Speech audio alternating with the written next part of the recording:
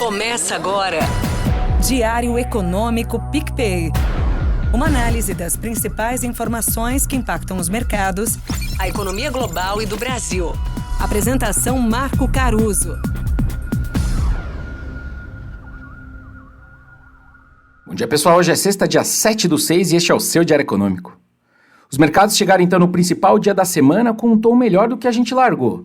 As surpresas negativas com as eleições no México, na Índia e na África do Sul por esses dias ainda estão cobrando seu preço, só que os sinais de que o mercado de trabalho americano está arrefecendo e também a confirmação dos cortes de juros tanto no Canadá quanto na Europa acabaram ajudando a mudar esse tom ao longo dos últimos dias.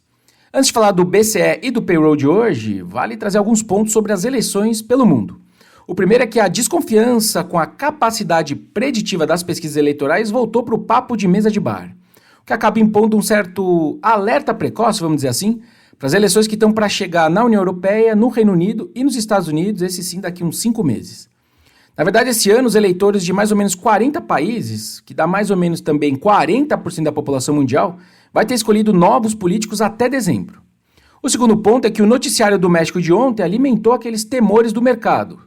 Alguns legisladores mexicanos disseram nas redes sociais que a Câmara deles vai, de fato, começar a discutir reformas constitucionais. E aí, quando você abre a Constituição, vai saber o que sai depois, né? O peso, então, piorou outros 2,5% contra o dólar só ontem, só que dessa vez não teve contágio negativo para o nosso real, que parece, na verdade, ter surfado a valorização disseminada das commodities que a gente viu ontem. O real aqui ganhou quase 1% e a gente viu soja, minério e petróleo valorizando perto de 2% cada. Sobre o BC europeu, eles cumpriram de fato o prometido e as taxas caíram 25 pontos base, só que eles não deram muitos detalhes sobre o futuro, dizendo só que os juros vão seguir restritivos pelo tempo necessário e sem se comprometer com um caminho específico daqui para frente. O mais interessante para mim foi que esse corte veio mesmo com eles subindo a previsão de inflação para esse ano e para 2025, o que acaba deixando aquela sensação de que qualquer surpresa de inflação ou mesmo de PIB para baixo podem fazer com que eles fiquem mais agressivos nos cortes. Para o dia, os números então de maio do mercado de trabalho americano podem definir de vez o viés dos ativos daqui para frente. Algumas medidas alternativas de crescimento do emprego que eu gosto de olhar sugerem um relatório abaixo do consenso. Hoje esse consenso está em 180 mil postos criados, mas talvez esse número já seja um pouco menor, já que conforme a semana foi andando, os dados da semana foram confirmando esse viés negativo. O desemprego americano, que está em 3,9% hoje e vem subindo muito lentamente, inclusive com várias pausas entre os meses nessa piora, ainda não desperta qualquer preocupação.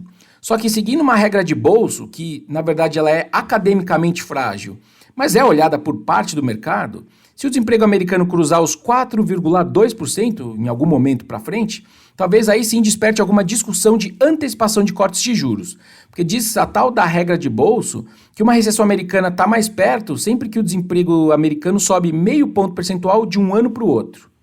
Acho que não é o caso para o futuro próximo, mas enfim, fica aí a ideia guardada na manga. Por aqui, poucas novidades relevantes, mas vale citar a fala do diretor do BC, o Gabriel Galípolo.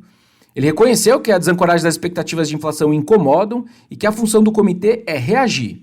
Nas palavras dele, cabe ao BC, por ações e discursos, mostrar que existe um compromisso. Também disse que o mercado de trabalho mais apertado do que o esperado tende a indicar um processo de desinflação mais difícil e mais lento. E, mais importante do que isso tudo, ele também afirmou que vê muito valor no consenso. De fato, ficou claro que a divisão nos votos no último Copom teve um custo importante, inclusive de credibilidade. E desde então eu suspeito fortemente que a próxima reunião do Copom caminha para esse consenso finalmente.